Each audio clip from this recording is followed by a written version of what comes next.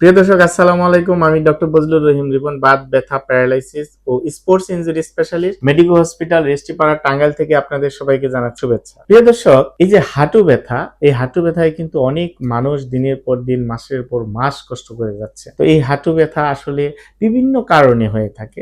এর মধ্যে সবচেয়ে কমন বা অন্যতম কারণ হচ্ছে হাঁটুতে অস্টিওআর্থ্রাইটিস। এই হাঁটুতে অস্টিওআর্থ্রাইটিস মানে হচ্ছে যে হাঁটুর জয়েন্টের মধ্যে যে কার্টিলেজ থাকে, মানে হাড়ের উপরে, সেই কার্টিলেজ ধীরে ধীরে ক্ষয় হয়ে যায় এবং ক্ষয় হওয়ার কারণে দেখা যায় যে জয়েন্টের স্পেসটা কমে যায়। এবং যখন আমরা হাঁটতে যাই, নিচে বসতে যাই, নিচে বসে নামাজ পড়তে যাই, আমরা যখন সিঁড়ি বেয়ে ওঠানামা করতে যাই, তখন কিন্তু দুটি হাড়ের মধ্যে ঘষা লেগে ব্যথাটা হয়। তো এই ধরনের অস্টিওআর্থ্রাইটিস বা কার্টিলেজ ক্ষয় বা হাড়ের ক্ষয়ের কারণে যে ব্যথাগুলি হয়, এই ব্যথাগুলির জন্য আসলে আমাদের মূলত আধুনিক চিকিৎসা ব্যবস্থাটা, আপনার শুধু কি ব্যথানাশক ওষুধ এই ধরনের ব্যথা কমাতে পারে? না, শুধু ব্যথানাশক ওষুধ কমাতে পারে না। কারণ হচ্ছে ব্যথানাশক ওষুধ শুধু ব্যথা কমায়, ইনফ্লেমেশন কমায় বা প্রদাহ কমায়, কিন্তু ব্যথার যে মূল কজ, যে কারণগুলি, সেগুলি কিন্তু কারেকশন করে না। যেমন এই ধরনের হাঁটু ব্যথা হলে সাধারণত যেটা দেখা যায় সেটা হচ্ছে যে আপনার জয়েন্টের চারপাশের যে মাংসপেশিগুলি আছে সেগুলি দুর্বল হয়ে যায়, লিগামেন্টগুলি দুর্বল হয়ে যায়, অনেক সময় জয়েন্ট স্টিফনেস হয়ে যায়, হ্যাঁ, জয়েন্টের রেঞ্জ অফ মুভমেন্ট কমে যায়। ফলে অনেক সময় দেখা যায় যদি অতিরিক্ত ওজন থাকে, সে কারণেও এই ধরনের ব্যথা হওয়ার সম্ভাবনা থাকে।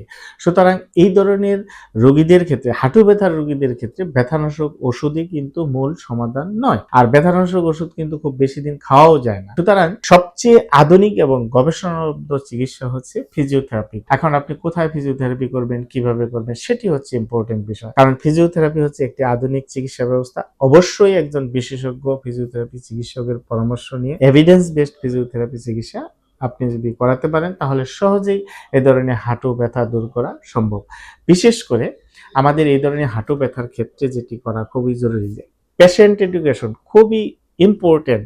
কারণ এই হাঁটু ব্যথার রোগী কিভাবে উঠবে, কিভাবে বসবে, কিভাবে চলবে, হ্যাঁ, এগুলি রোগীকে ট্রেনিং দেওয়া, রোগীকে বলা, হ্যাঁ, পাশাপাশি এই ব্যথা আসলে কতদিন কন্টিনিউ করবে, কিভাবে এটা সুস্থ হবে, এই সমস্ত বিষয়ে রোগীকে এডুকেশন দেওয়া এবং অ্যাক্টিভিটি মডিফিকেশন করা একটা আলাদা অন্য একটা গুরুত্বপূর্ণ পয়েন্ট। যেমন যে কাজগুলি করলে ব্যথা বাড়তে পারে, বিশেষ করে বেশি সিঁড়ি বেয়ে ওঠানামা করলে, দীর্ঘ সময় দাঁড়িয়ে কাজ করলে, হ্যাঁ, বা বেশি স্কোয়াটিং পজিশনে কাজ করলে আমাদের এই ব্যথাগুলো বাড়তে পারে। সুতরাং সেগুলি একটু মডিফাই করে অন্যভাবে করতে হবে, যাতে আমাদের হাঁটুতে চাপটা কম পড়ে।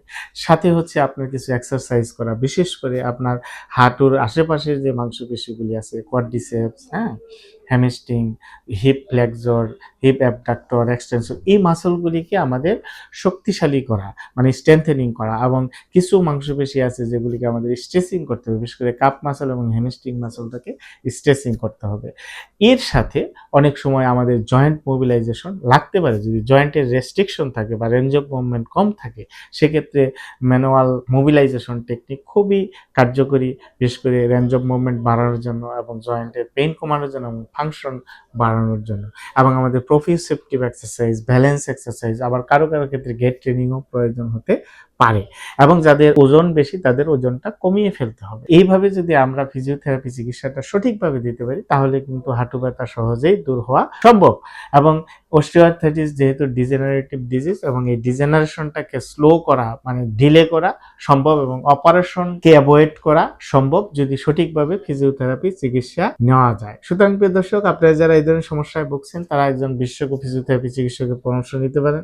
আমাদের পরামর্শ নিতে চাইলে আমাদের স্ক্রিনে দেওয়া নাম্বারে যোগাযোগ করতে পারেন। ধন্যবাদ। আসসালামু আলাইকুম।